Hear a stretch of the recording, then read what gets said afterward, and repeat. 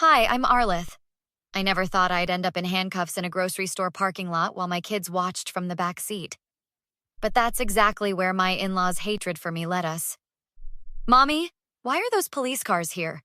My daughter Emma asked from the back seat as I loaded groceries into the trunk. I don't know, sweetie. Just stay in the car with your brother, okay? Two officers approached me, hands on their belts. The taller one spoke first. Ma'am, is this your vehicle? Yes, it's mine. Why?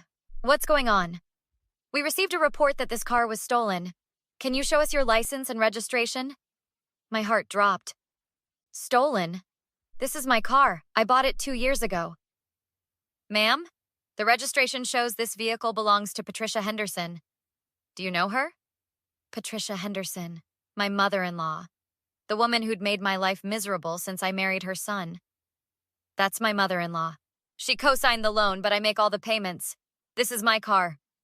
The second officer stepped closer. Mrs. Henderson reported this vehicle stolen 3 hours ago. She has documentation showing her name on the title. Mommy! Emma started crying. I could see Jake, my 6-year-old son, pressing his face against the window. Officers, please.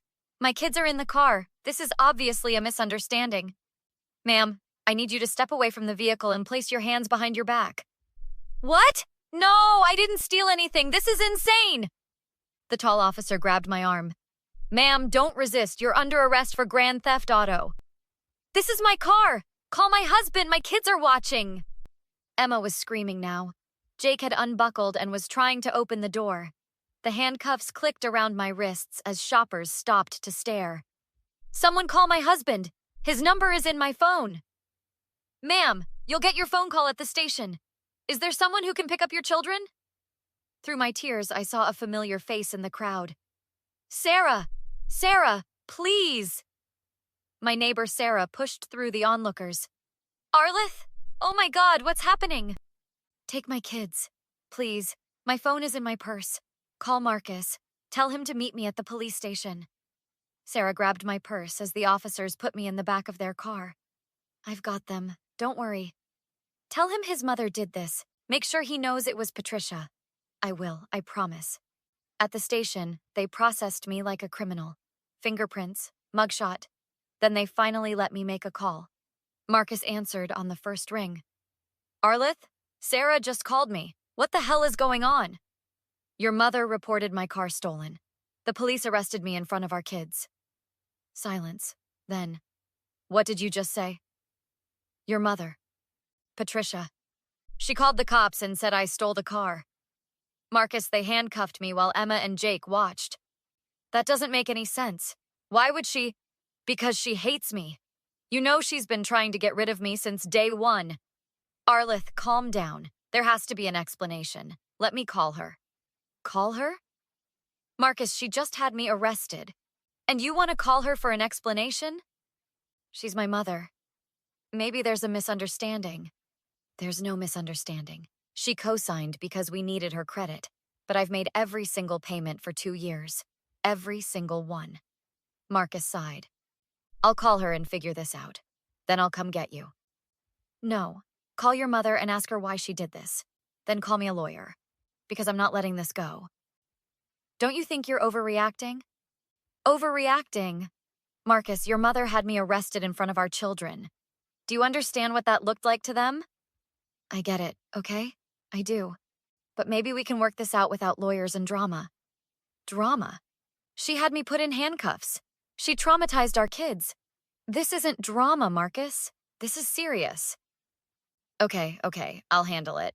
Just sit tight. He hung up. I sat in that cell for 4 hours before he showed up with bail money. The moment I walked out, I grabbed his arm. Well, did you talk to her? Yeah, she said she thought you were leaving me and taking the car. Taking the car? It's mine. Technically, her name is on the title too. So that gives her the right to have me arrested? To traumatize our kids? Marcus wouldn't meet my eyes. She said she panicked. She wants to apologize. Apologize? She can save it. I want her charged with filing a false police report. Arlith, she's my mother. And I'm your wife, the mother of your children. who just got arrested because your mother hates me. What do you want me to do? I want you to stand up for me, for once. But I'm not holding my breath. That night, after the kids finally fell asleep, I called my sister Rachel. Arlith? It's almost midnight. Rachel, I need your help. And I need you to connect me with that lawyer friend of yours. What happened? I told her everything. When I finished, Rachel was furious. That vindictive witch! Arlith, you need to press charges. Marcus thinks I should let it go, says she wants to apologize. Of course he does. He's been defending her your entire marriage. You need to fight back. I know. That's why I'm calling. Can you set up a meeting with David? I'll call him first thing tomorrow. But Arlith? This is going to get ugly. It's already ugly, Rachel. Now I'm just making sure Patricia pays for what she did. David Chen's office was downtown, all glass and chrome. He listened to my story without interrupting, taking notes on his laptop. So your mother-in-law called the police and reported your car stolen, knowing full well it wasn't? Yes. She's been at our house dozens of times. She's seen me drive it. I have bank statements, receipts, everything. David leaned back. Do you have any evidence she knew the car wasn't actually stolen? I pulled out my phone. Here, 3 months ago. That ridiculous car you insisted on buying is too flashy? You're embarrassing Marcus. Perfect. What else? Last month? I don't know why you need such an expensive vehicle. You're putting my son in debt. David smiled. She acknowledged it was your choice, your purchase. That's good. Anything more recent? 2 weeks ago, she texted asking if I could drive her to a doctor's appointment. She said, "Since you're always driving around in that car anyway." Excellent. So she clearly knew you had possession. What about witnesses to the arrest? My neighbor, Sarah, plus probably a dozen shoppers. It was a busy grocery store. And your children were present? My voice cracked. Yes. Emma is 8. Jake is 6. They saw everything. David's expression softened. I'm sorry. Have you taken them to a counselor? I have an appointment scheduled for next week. Good. Keep all records. Now we'll file a complaint with the district attorney for filing a false police report. We'll also pursue a civil case for emotional distress and intentional infliction of emotional distress. Will it work? With the evidence you have? Yes. She admitted in writing that she knew you drove the car regularly. Then she called the police and claimed it was stolen. That's textbook false reporting. Relief washed over me. Thank you. One more thing. Your husband. Is he going to support you in this? I looked away. No, he thinks I should let it go. And what do you want? I want justice. I want her to understand she can't do this to people. And I want my children to see that you don't let bullies win. David nodded. Then let's get started. 2 days later, David called. The DA is interested. They want to meet with you tomorrow. Can you make it at 2? I'll be there.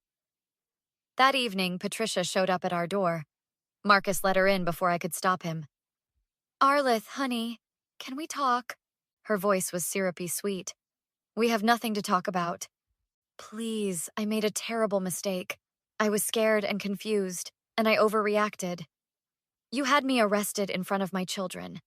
That wasn't an overreaction. That was deliberate. Patricia's eyes filled with tears. I know. I'm so sorry. I wasn't thinking clearly. Can we please move past this? No, we can't. Her tears vanished instantly, replaced by cold fury. Marcus, are you going to let her talk to me like this? Marcus stepped forward. Mom, maybe you should go. Go? I came here to apologize, and this is how she treats me? You didn't come to apologize, I said. You came to manipulate me into dropping this. Upset? I'm the one who should be upset. I try to apologize, and she throws it in my face.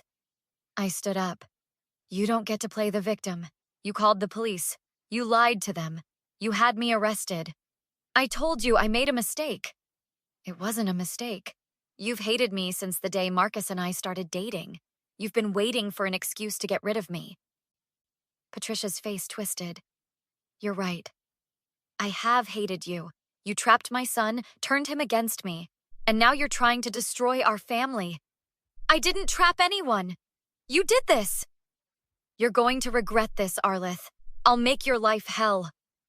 Marcus grabbed her arm. Mom, stop. You need to leave. Patricia jerked away. Fine, but when she takes everything from you in the divorce, don't come crying to me. She stormed out, slamming the door. Marcus turned to me, his face pale. Divorce? Is that what this is about? What? No, Marcus, she's trying to manipulate you. You're suing my mother. How is that not trying to destroy our marriage? I'm holding her accountable. That's different. Not to me, it isn't. He grabbed his keys and left. The meeting with the DA went better than I'd hoped. Assistant District Attorney Jennifer Morrison reviewed all my evidence. Mrs. Henderson, this is clear-cut. Your mother-in-law knowingly filed a false report. We're going to press charges. Really?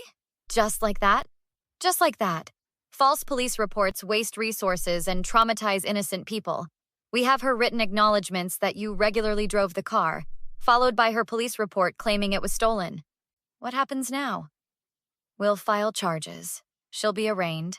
Given her age and lack of criminal history, she'll probably get probation, community service, and a fine. But it'll be on her record. Good. That's all I want. Consequences. Jennifer smiled. There will be. I'll keep you updated. At home, Emma crawled into my lap while Jake played nearby. Mommy, is Grandma Patricia going to jail? No, sweetie, but she's going to have to talk to a judge about what she did. Good. What she did was mean. Yes, it was. Madison at school said you must be a bad person. My heart clenched. And what did you say? I said my mommy isn't bad, and that Madison should mind her business. I hugged her tight. I'm so sorry you had to see that, baby. It's not your fault, Mommy. It's Grandma Patricia's fault. You're right. It is her fault, and she's going to have to answer for it. Are you and Daddy going to get divorced? The question hit me like a punch. I don't know, sweetheart. But no matter what happens, Daddy and I both love you very much. From the doorway, Rachel's voice. Smart kid. I looked up. My sister stood there with grocery bags. Figured you could use reinforcements. And dinner. After the kids ate, Rachel and I sat at the kitchen table. How are you holding up? I've been better. Marcus is staying at his mom's. Of course he is. He's been programmed to defend her his whole life. I don't know if our marriage is going to survive this. Then it wasn't much of a marriage. A husband who chooses his mother over his wife when she's wronged? That's not a partner. My phone buzzed. A text from Patricia. Please drop the charges. I'll transfer the car title tomorrow. We can forget this ever happened. I showed Rachel. She snorted. Now she wants to make deals? I typed back. No. You made your choice when you called the police. Now, live with the consequences. 3 weeks later, I sat in the courtroom as Patricia pleaded guilty to filing a false police report. She shot me a look of pure hatred as the judge sentenced her to 6 months probation, 100 hours community service, and a $2,000 fine. Outside the courthouse, Marcus approached me. Are you happy now? Happy? No, but justice was served. She's my mother, Arlith. And I'm your wife, the one you should have defended. But you didn't. So what now? Where does that leave us? I looked at him and saw a man who would always choose his mother over me. I think you should stay at your mom's for a while. We both need time to figure out what we want. You're really going to throw away our marriage over this? I didn't throw it away, Marcus. Your mother did when she had me arrested, and you finished the job when you defended her instead of me. So that's it? 5 years of marriage, 2 kids, and you're just done? I'm not just done. I'm protecting myself and our children from someone who thinks it's okay to have me arrested. And I need a husband who will stand with me, not against me. He walked away without another word. That evening, Sarah came over with wine and sympathy. So, Patricia lost in court, and Marcus is staying with her. How are you feeling? Honestly? Free. For the first time in years, I feel free. Good for you. You deserve better than a mama's boy and his controlling mother. The kids are doing better too. Emma's sleeping through the night again. Jake's back to his normal self, Kids are resilient. They'll be fine as long as you're okay. I will be. It'll take time, but I'll be okay.